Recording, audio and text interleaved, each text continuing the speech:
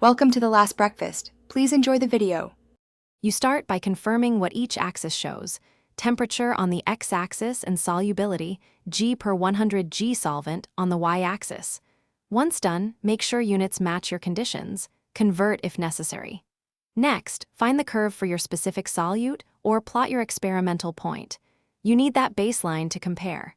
If there are multiple curves, trace the correct one slowly, and keep your finger on the temperature value you care about so you don't lose context as you proceed. You now use the curve to read exact solubility at your target temperature by moving vertically from temperature to the curve, then horizontally to the y-axis. Once there, decide saturation. If your added solute mass equals the curve value, it's saturated.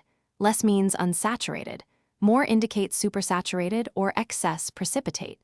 If the temperature falls between grid marks, interpolate linearly between neighboring points to estimate solubility. This gives you the practical amount of solute that will dissolve under your conditions. You finish by predicting whether cooling will cause precipitation. Follow the temperature change horizontally and see if the solubility drops below your dissolved amount, precipitation follows. To recover a clear solution, warm to increase solubility or add more solvent.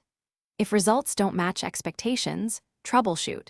Verify units and that you read the correct curve, confirm sample mass and measurement accuracy, and repeat a key point. Small errors in axis scale or units are the only way readings go wrong, so check those first.